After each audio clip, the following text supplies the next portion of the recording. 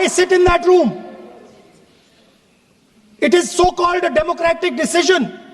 On one side, Prime Minister Narendra Modi and Mr. Amit Shah. On the other side, the leader of the opposition. I have no voice in that room. What they decide is what happens. So the first question, why is the Prime Minister and Amit Shah so keen on choosing exactly who the election commissioner is going to be?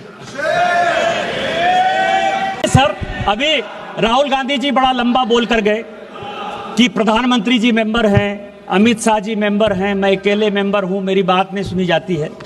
यह 24 नवंबर 1980 का लालकृष्ण आडवाणी का parliament में electoral reform पर question है sir, और उसका जवाब शिवशंकर जी देते हैं। शिवशंकर जी ये देते हैं, रिकॉर्ड का चीज है सर, कि चुनाव आयोग बहुत ही ईमानदारी से काम कर रहा है, इसीलिए अपोजिशन के किसी नेता को उसके सिलेक्शन प्रोसेस में इन्वॉल्व करने की आवश्यकता नहीं। 1950 से लेकर 2014 तक आप जो है लगभग 64 साल तक आपने जिसको चाहा चुनाव आयोग का अधिकारी बैठा दिया।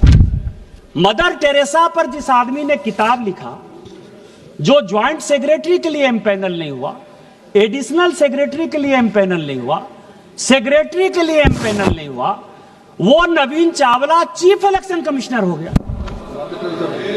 केवल मदर टेरेसा का जो है, केवल क्रिश्चियनिटी को जब बढ़ा रहा था, केवल उसके आधार पर आपने चुनाव आयोग बना दिया।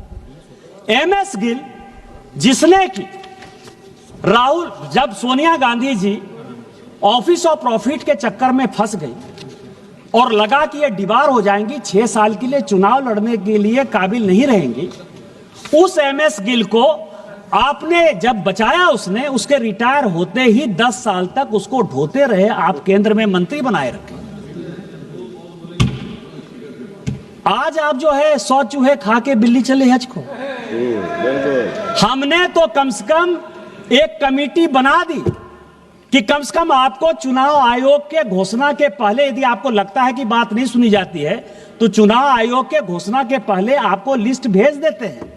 आप उस कमेटी के सदस्य होते हो, कम से कम नोट ऑफ डिसेंट आप लिख देते हो। हम लोगों के नेता को सर, चाहे वो अटल जी हो, चाहे आडवाणी जी हो, चाहे मोदी जी हो, चाहे अमित शाह जी हो, चाहे सुषमा जी हो, जब वो लीडर ऑफ द पार्टी थी, मुख्यमंत्री थी, तो उसको तो अखबार से ही पता चलता था ना सर।